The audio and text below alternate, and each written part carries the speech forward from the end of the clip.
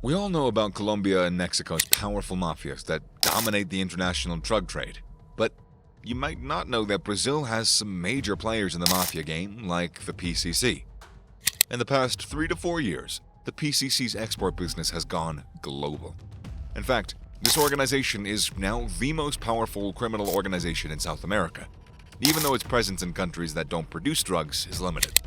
Today, the PCC moves about 40 tons of cocaine and makes $500 million every year. But how did an obscure organization rise to such an astounding profit? Turns out it all began with one of the bloodiest massacres that Brazil has ever seen. Primeiro Comando de Capital, which translates as the capital's first command, traces its origins to 1992. That year, police stormed the Carandiru Penitentiary near Sao Paulo to quell a riot. But that operation became a vicious bloodbath, leaving 111 inmates dead. Pictures of the scene shows rows of naked bodies and bloody, broken-down cell blocks. The inmates' reaction to this gut-wrenching violence was visceral. These killings were a wake-up call for the prisoners in Sao Paulo, and a once-in-a-lifetime opportunity for the PCC. After starting the next year with only a few members, the PCC quickly grew and became a brotherhood. To protect prisoners from the abuses of the state, members had to pay dues, and in return, they were baptized as hermanos, or brothers. The prison system was the perfect place to find new members. After all, it was home to hundreds of thousands of people who lived in dirty, dangerous places. A new city grew up in this world behind walls. The PCC got stronger the more people that the state put in jail, and there were a lot of people.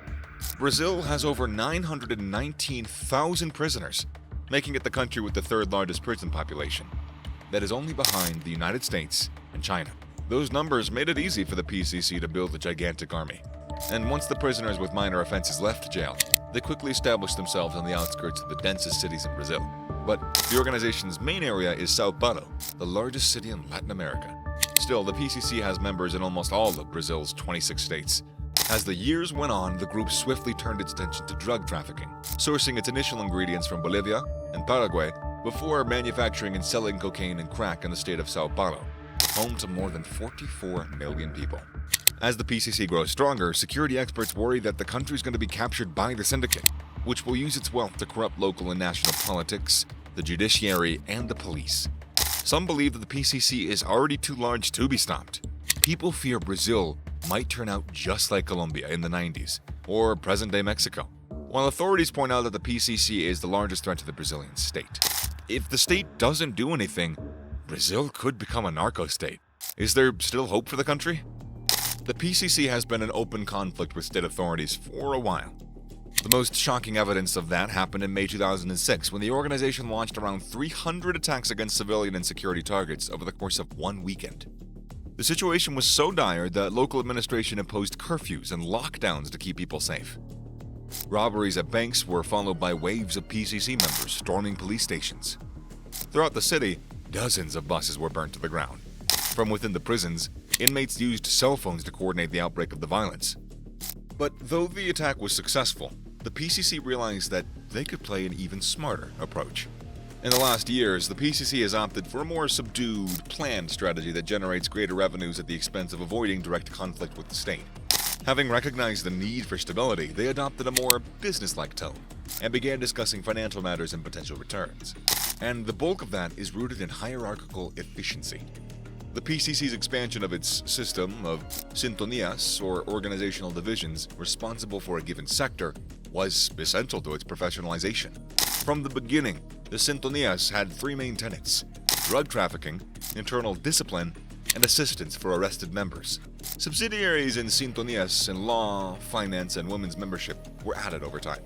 Established in 2014, the General Sintonia for States and Nations is the PCC's specialized branch responsible for overseeing the national and international expansion. Coordinators have been dispatched to open up new markets.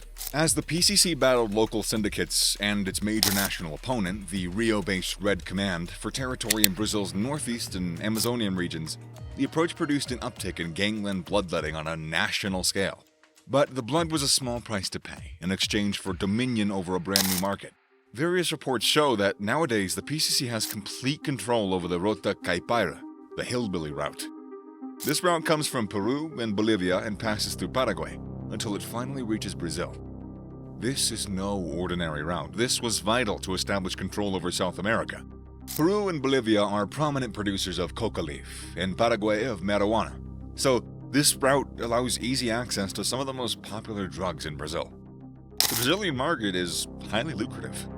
A report from ONU shows that it is one of the world's leaders in cocaine and marijuana use. Besides, Brazil's impressive extension covers over half of South America. Its extensive coast is a perfect starting point for sending drugs to other continents. At the same time, its lush green forests make the authorities' search more difficult. All of this is already enough to bring in quite a bit of cash, but the PCC's international expansion was a real game changer, as it entered into an alliance with the 'Ndrangheta in Italy. By expanding into the European market and collecting euros, the PCC has seen a meteoric rise in its financial stability and its power. The PCC pays around $1,000 per kilogram for the basic paste, also known as a coca leaf extract. 2 to 3 kilograms of cocaine can be extracted from each kilogram. The European retail price per kilogram is around $35,000. Each month, PCC ships move at least 1 ton of cargo from Sao Paulo and other ports under its jurisdiction in the south and northeast of Brazil. The Mafia is responsible for snatching the drugs from the ships the minute that they arrive in Europe. If the PCC sends a ton, the Mafia will get 400 kilograms. For the PCC, this is a safe venture. In the event of an interception, they would just lose the narcotics. Nobody gets locked up. And if they're successful, they'll get paid in euros. Sao Paulo investigators put the organization's annual revenue at around $500 million. Could you imagine the profit? Still, that's probably nothing compared to the real numbers. As the PCC controls most of the Brazilian cocaine market, independent security analysts believe that this number could be significantly higher. In 2020, federal police conducted anti-money laundering investigations against the PCC.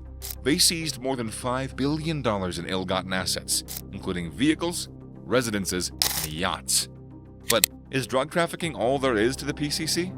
The modern PCC functions much like a large corporation, with different departments responsible for different aspects of its global operations. It is akin to a large corporation, a criminal PLC. However, its power has become harder to ignore in Brazil as its influence increases. Investigators and other experts claim that the PCC has started infiltrating and corrupting aspects of the Brazilian state, similar to what drug gangs did to Colombia in the 1990s. Police officers and prison guards have been partially susceptible to corruption. However, it has recently spread into the court system and the public prosecutor's office. The PCC now tends to operate with a more corrupt method. They're starting to show up at legislative hearings. As a warning of their wealth, they can bribe public officials at all levels of government and the judicial system. It's a consensus that whenever someone challenges the PCC, it ends badly. Do you think Brazilian authorities will stop PCC's reign of terror, or do you think that the country is forever doomed to be at the hands of drug organizations? If you're more on the pessimistic side, then click on how Pablo Escobar moved cocaine, and find out how the Colombia of the 90s might be Brazil's future.